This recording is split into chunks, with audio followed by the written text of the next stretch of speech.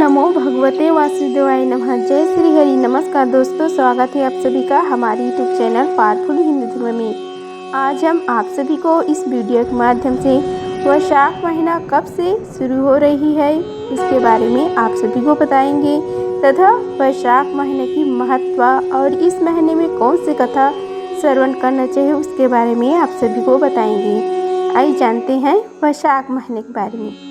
वैशाख माह हिंदू पंचांग के अनुसार दूसरा महीना होता है जो कि चैत्र माह के बाद आता है। वैशाख माह धार्मिक और आध्यात्मिक दृष्टि से अत्यंत पवित्र माना गया है।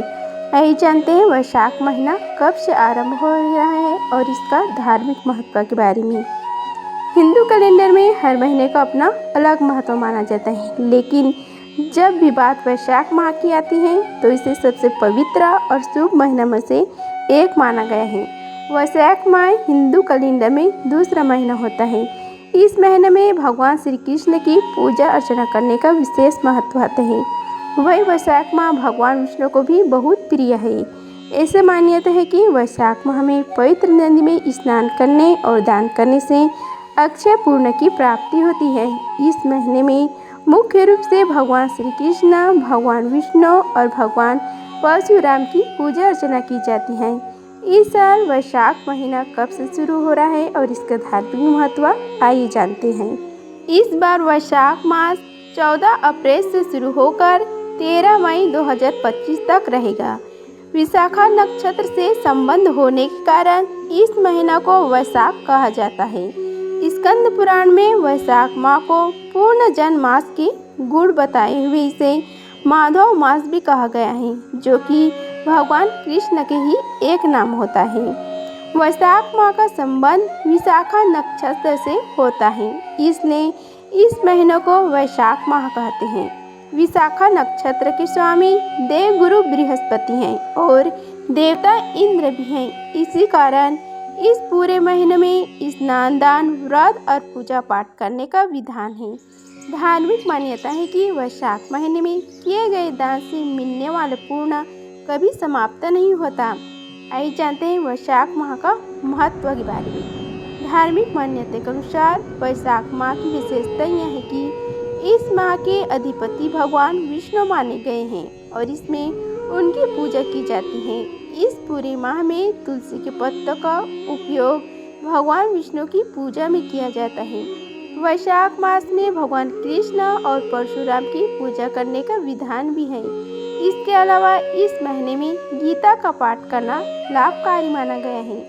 वैशाख मास में श्री बांके बिहारी जी के चरण दर्शन भी होते हैं। इस प्रकार धार्मिक दृष्टि से वैशाख का महीना बहुत ही खास होता है।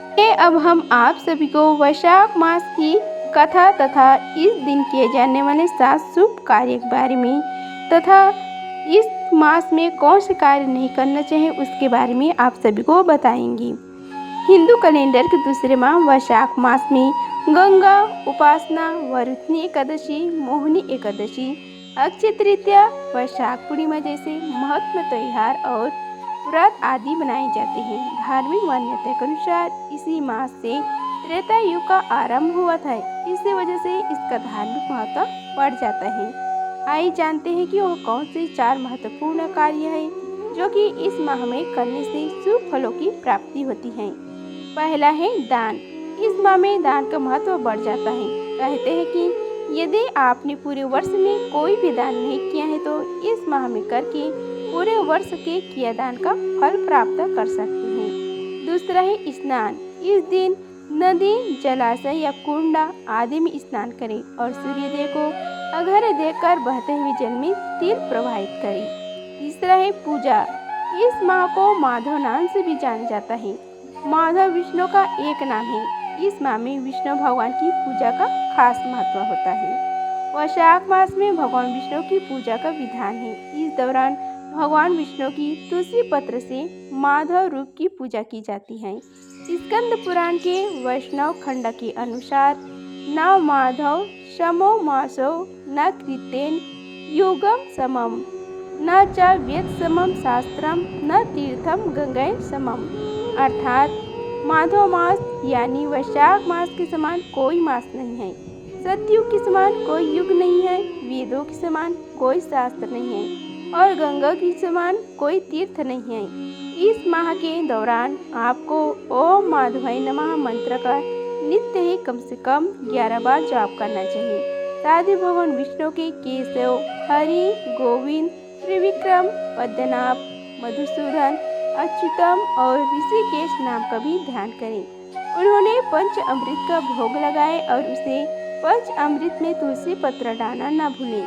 साथ उन्हें सफ़ेद या पीले फूल अर्पित करना चाहिए। इससे आपके करियर में, नौकरी में, व्यापार में तरक्की होगी। इससे जीवन में कभी कोई संकट नहीं आ गया और दाम्पत्य जीवन में सुखमयी बनी रहती है। इस माह में अमावस्या और पूर्णिमा पर पितरों के लिए तर्पण और पिंडदान करने से पितृदोष समाप्त होते हैं और उनका आशीर्वाद मिलता है। पितरों की आत्मा की शांति के लिए तर्पण एवं उपवास करें और किसी गरीब व्यक्ति को दान दक्षिणा दें। इस माह में काल सर्प दोष से मुक्ति पाने के लिए भी अमावस्या तिथि पर ज्योतिष शास्त्र उपाय किए जाते हैं। अमावस्या के दिन पीपल के पेड़ पर सुबह जल चढ़ाना चाहिए और संध्या के समय दीपक जलाना चाहिए। शनि से मुक्ति पाने के लिए दक्षिण भारत में वैशाख अमावस्या पर शनि जयंती मनाई जाती है। वैशाख अमावस्या पर शनि जयंती भी मनाई जाती है, इसलिए शनि देव तिल, तेल और पुष्प आदि चढ़ाकर पूजा करना चाहिए। इसलिए शनि देव को तिल, तेल और पुष्प आदि चढ़ाकर पूजा करना चाहिए। वैशाख कथा का श्रवण करें और गीता का पाठ करें। वह कौन से कार्य है जो इस माह में नहीं करना चाहिए, आइए जानते हैं। वैशाख माह में भूमि पर ही शयन करना चाहिए और एक समय ही भोजन करना चाहिए। इससे सभी तरह के रोग और शोक मिट जाते हैं। वैशाख माह में नया तेल लगाना मना है। इस माह में तेल, तली, भुनी चीज़ों से परहेज करना चाहिए। बेल खा सकती हैं। वैशाख मास में तेल लगाना, दिन में सोना, कांसा के पात्र में भोजन करना, खाट पर सोना, घर में नहाना, निषिद्ध पदार्थ खाना, 2 बार भोजन करना तथा रात में खाना या 8 बातें त्याग देना चाहिए। आइए अब कथा का श्रवण करते हैं।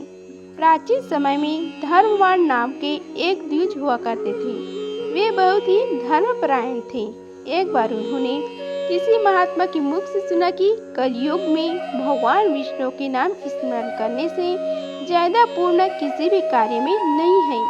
धर्मवर्ण ने इस बात को आत्मसात कर लिया और सांसारिक जीवन छोड़कर संन्यास लेकर भ्रमण करने लगे। एक दिन भ्रमण करते हुए वह पितृलोक पहुँचे।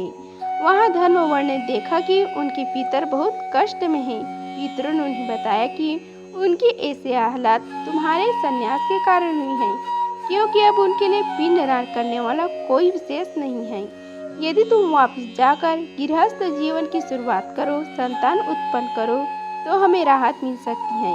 साथ ही वैशाख अमावस्या के दिन विधि विधान से पिंडदान करो। धर्मवर्ण ने उन्हें वचन दिया कि वह उनकी इच्छा की पूर्ति अवश्य पूरा करेगा। इसके बाद धर्मवर्ण ने संन्यास जीवन छोड़कर पुनः सांसारिक जीवन को अपनाया और वैशाख अमावस्या पर विधि विधान से पिंडदान कर अपने पितरों को मुक्ति दिलाई। वैशाख मास में दीपदान करने की भी बहुत महत्ता होती है। इस दीपदान को जलाशयों के समीप, नदियों एवं विभिन्न पेड़ पौधों के समक्ष किया जाता है। दीपदान को गंगा, यमुना जैसे पवित्र नदियों पर किया जाता है। घरों पर भी मुख्य दरवाजे पर दीपक जलाए जाते हैं। तुलसी, पीपल, वट वृक्ष पर भी दीपक जलाने की परंपरा बहुत प्राचीन समय से चली आती रही है। दीपदान को प्रातःकाल समय और शाम के समय पर किया जाता है। दीपदान के समक्ष मान्यता है कि इसके प्रकाश के समक्ष जीवन के सभी अंधकार दूर होते हैं, जीवन में सकारात्मक का प्रभाव होता है। वैशाख मास में जल दान करने का विशेष महत्व है। यदि संभव हो तो इस दिनों प्याऊ लगवाए या किसी प्याऊ में मटके का दान करें। किसी जरूरतमंद व्यक्ति को पंखा, खरबूजा, अन्य फल, अन्न आदि का दान करना चाहिए। मंदिरों में अन्न और भोजन दान करना चाहिए। इस महीने में ब्रह्मचर्य का पालन और सात्विक भोजन करना चाहिए। वैशाख महीने में पूजा और यज्ञ करने के साथ ही एक समय भोजन करना चाहिए। इस महीने में मांसाहार, शराब और अन्य तरह के नशे से दूर रहना चाहिए। वैशाख महीने में शरीर पर तेल मालिश नहीं करना चाहिए। दिन में नहीं सोना चाहिए। कांसे के बर्तन में खाना नहीं खाना चाहिए। अगर आप सभी को यह वीडियो अच्छी लगी होगी तो वीडियो को लाइक कीजिए, चैनल को सब्सक्राइब कीजिए और कमेंट बॉक्स में जय श्री हरि लिखिए। धन्यवाद। मिलते हैं अगले वीडियो, तब तक के लिए जय श्री हरि।